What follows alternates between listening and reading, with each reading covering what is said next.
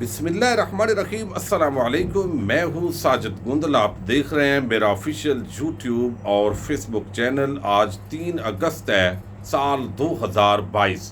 Election commission of Pakistan के ममनुआ funding फैसले के बाद गुज़श्ता रोज़ हुक्मरान इत्तेहाद ने 12 प्रेस कॉन्फ्रेंसेस किए हैं और आज भी 8 प्रेस कॉन्फ्रेंसेस का जो शेड्यूल है वो आ चुका है। अगर तो ये फैसला इमरान खान के खिलाफ है तो इतनी बड़ी हवास बाख्तगी क्यों है? क्या इमरान खान के खिलाफ फैसला करवाने के पीछे मुख्तदर कुव्वतें हैं? लीगी सहाफ़ी ने लंका ढा दी है। ओवरसीज पाकिस्तानियों ने चीफ इलेक्शन कमिश्नर के खिलाफ एक्शन का आगाज कर दिया है। कानूनी कार्रवाई भी शुरू कर दी गई है। इसकी डिटेल भी आपके सामने रखूंगा। और नवाज शरीफ की पाकिस्तान वापसी के हवाले से इमरान खान से एनआरओ लेने की कोशिशें शुरू हैं। इसी खबर से हम वीडियो का आगाज करेंगे और उम्मीद करूंगा कि आप समाप्त करने के बाद हमेशा की तरह अपने कीमती फीडबैक से ज़रूर आगाह करेंगे।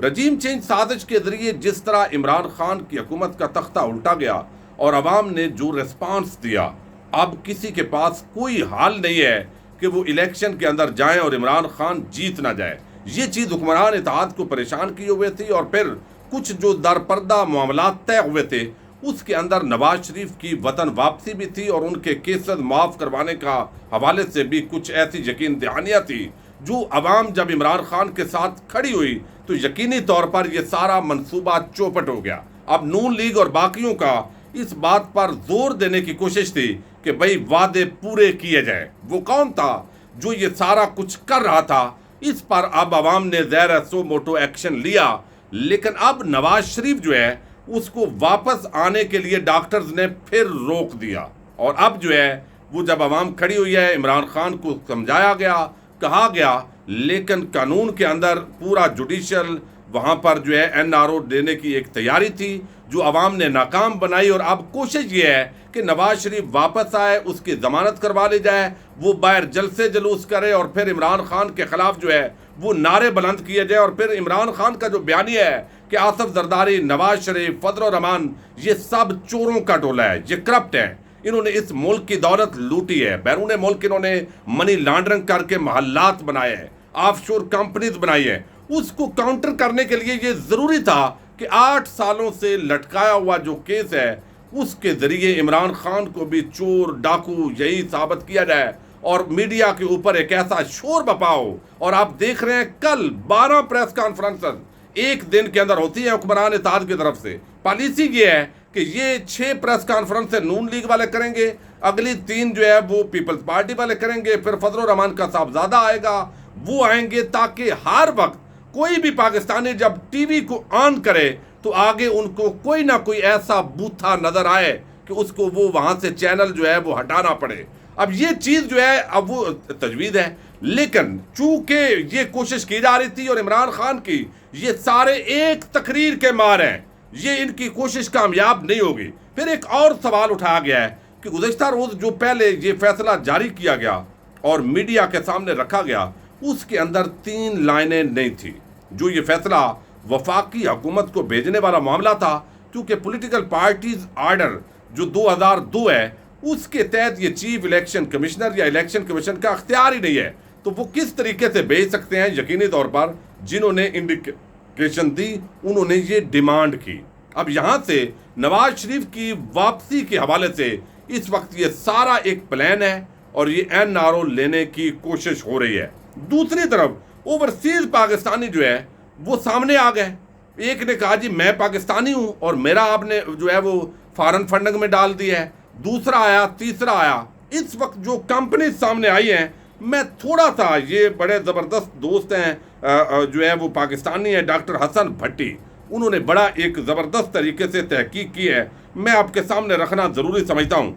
अब उन्होंने बताया है कि ये जो कंपनीज है, कोई $75 दे रहा है, कोई $50 दे रहा है, कोई 100 दे रहा है, $500 दे रहा है। और नून लीग मुहिम क्या चला रही है कि ये फॉरेन फंडिंग, ये कश्मीर का सौदा हो गया। और फजल रहमान क्या बता रहा है, मैं तो कहता था ये यहूदियों का एजेंट है, ये कादियानियों का एजेंट है, अब लिहाजा ये साबित हो गया। ये बददियानती की इंतहा है। आप मजहब के नाम पर ये सारा कारोबार कर रहे हैं। कुछ ना कुछ मैं समझता हूँ हकायक को कम अज कम झूठ और सच की तो तमीज़ रहने दें।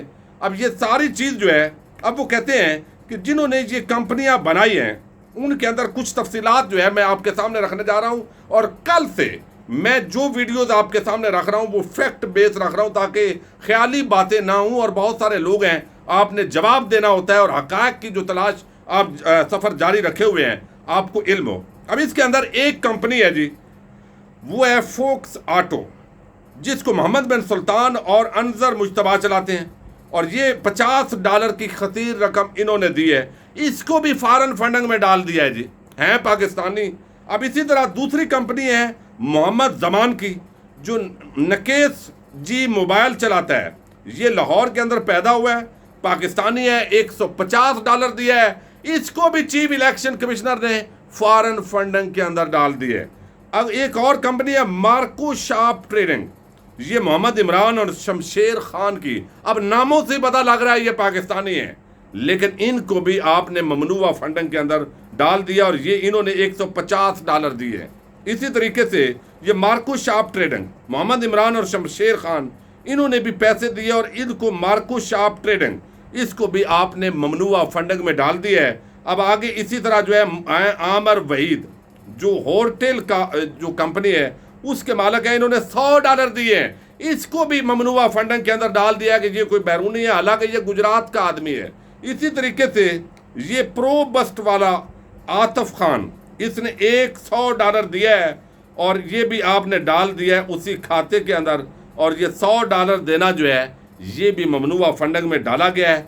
रशीद अहमद, जो ये भी एक कंपनी के मालिक हैं, सियालकोटी है, इसने $50 की फंडिंग दी है, ये भी ममनुआ हो गई है। आप जरा इस फैसले की, बड़ी कमजोर फैसला है, इसने उड़ जाना है, और ये एक सिर्फ सियासी बयानिए के लिए टीवी के जरिए अगर ये फैसला मजबूत होता तो ये हुक्मरान इत्तेहाद पूरा दिन ये टीवी पर मुख्तलिफ जो शक्लें हैं वो इस तरीके से बात ना कर रही होती। इनको भी पता है, लेकिन ये सियासी बयानिया बनाने की एक जंग है, ये आसाब की जंग है, इसने उड़ जाना है और ये नाकाम होंगे।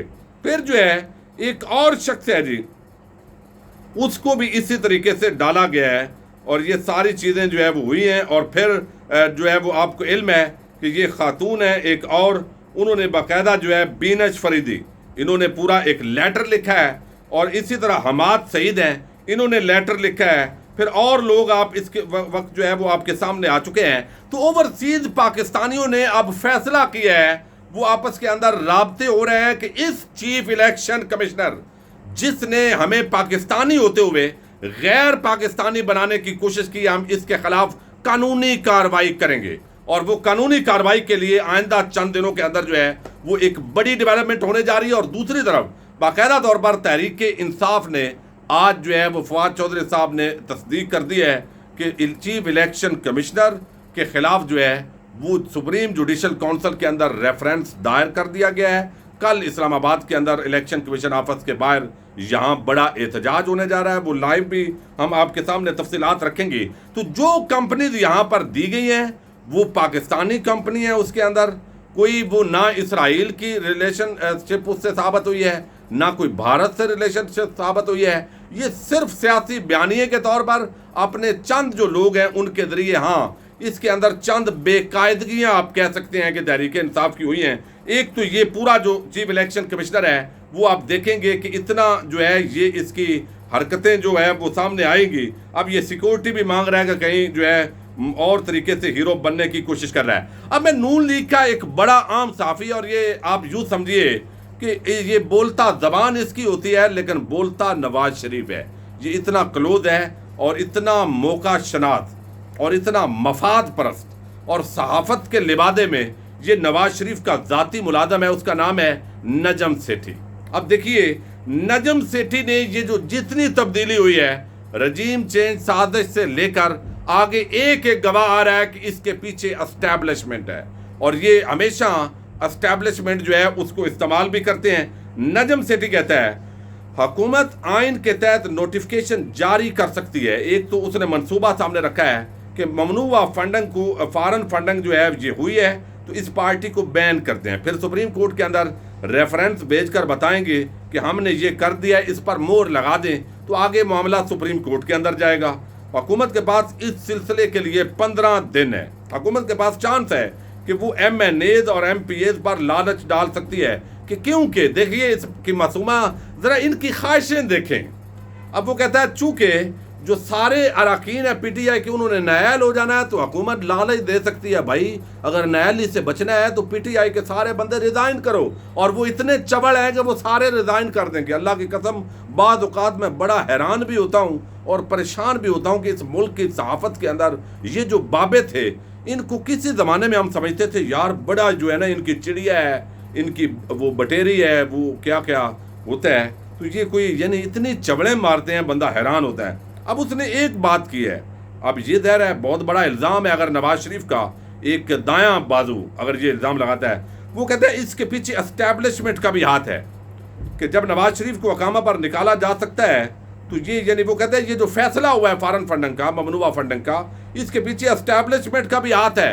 तो एस्टैब्लिशमेंट का सादा मतलब होता है कि आर्मी चीफ, DGI और चंद जो लोग हैं, चूँकि ओवरऑल एस्टैब्लिशमेंट के वसी मानी होते हैं, लेकिन पाकिस्तान के तनाज़र के अंदर इसका सीधा इल्ज़ाम जो है army chief general Qamar Javed Bajwa पर लगाया गया है कि इसके पीछे एस्टैब्लिशमेंट का भी हाथ है कि जब नवाज शरीफ को अकामा पर निकाला जा सकता है तो ये केस तो उससे बड़ा है। वाह भाई वाह, इमरान खान को भी इंसाफ के तकाज़ों का कुछ पता चलना चाहिए। अब हुकूमत और अकबर बाबर सुप्रीम कोर्ट से कह सकते हैं कि इमरान खान ना सादक है ना अमीन है, लिहाजा इसको तो नायल करें। ऐसा नहीं है कि सुप्रीम कोर्ट इतनी बड़ी पार्टी को बैन कर दे, खान साहब को कभी उस अदालत में भागा जाएगा जैसे खान साहब अपनी हुकूमत के साथ कर चुके हैं मेरा ख्याल में। अब ये है असल मामला जो पहले मैंने आपके सामने शुरू में रखा है। अगर इस मामले पर इमरान खान NRO दे दे तो मसला हल है। और वो कहता है मेरे ख्याल में नवाज शरीफ की नायली ख़त्म की जाए, इमरान खान को नायल ना किया जाए। देखा है गोल बराबर, यही असल में प्रेशर है इधर उधर से ये सारे फैसलों का। अब इमरान खान इस्लामाबाद नहीं बल्कि पार्लियामान में वापस आएंगे, इलेक्शन फौरी भी होंगे। यानी मकसद ये है भाई नवाज शरीफ की चोरी, जरदारी की चोरी माफ़ी हो और इमरान खान वापस आ जाओ, आपको भी नायल नहीं होना चाहिए। लिहाजा सब मिल बांट कर जो है यहाँ सियासत करते हैं, लेकिन इमरान खान ने NRO देने से इनकार कर दिया है। अवाम की ताकत के ज़रिए ये सारे बुर्ज जो है वो उल्टेंगे और अवाम की फतह होगी और ये कमज़ोर फैसला उड़ जाएगा। चीफ इलेक्शन कमिश्नर और उसका फैसला देने वाले वो अवामी कटहरे में नाकाम और नामुराद होंगे। इस वक्त जितनी भी गुफ्तगू हो रही है वो इसी तनाज़र के अंदर PTI कॉन्फिडेंट है। देखते हैं आगे क्या होता है। इजाज़त दीजिए, अल्लाह हाफिज़।